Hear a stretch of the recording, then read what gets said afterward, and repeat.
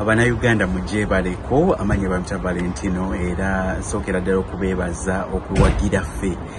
buli kintu kye tuba tutaddeyo oba kye tuba tubaleetedde amanyi bamta Valentino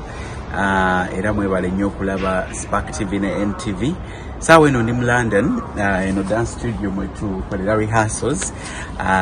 so nazze wano okwetaba ku munnange era ticha wange era bamenta bange Oti Mabuse wani London tugenda kukola shows across London cities ziringa mwenda nga kuliko Manchester, kuliko London, kuliko Blackpool, kuliko ebifo byanjawulo nnyo era mpulira nga ndi musanyufu nnyo mpulira nga ndi musanyufu nnyo kubanga nze Munnayuganda asese mu kika kino ekyamazina gano okuba nti nfuna guno omukisa okola ki okubanga neetaba bino ebikujjuko kubanga sheno gye tutadde together ereese abantu ab'enjawulo okuva abazinyi ab'enjawulo okuva mu mawanga ag'enjawulo era nze nzaze nga nkoze ki representing the Uganda so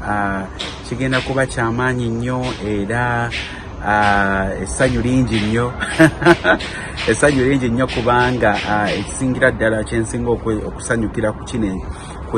kweno opportunity nti ngenda kwiga ebintu bingi nnyo ebyamaanyi ennyo ebisobola okubanga nendeeta Uganda nensobola okuteeka mu performances zaffe zetukola naye n'ekirala okubanga tutegekera generation egenda okujja mu maaso eyo okubanga okubeera part of journey ng'eno nti kiyamba okuba nti bwe njiga nenjiga nti kakati eno webateekawo show baba bagiteekawo tuwange eno biki ebyetaagisa biki byeweetaaga okubanga ofocusingako so mukisa gw'amaanyi nnyo ate n'ekirala nti generation enajja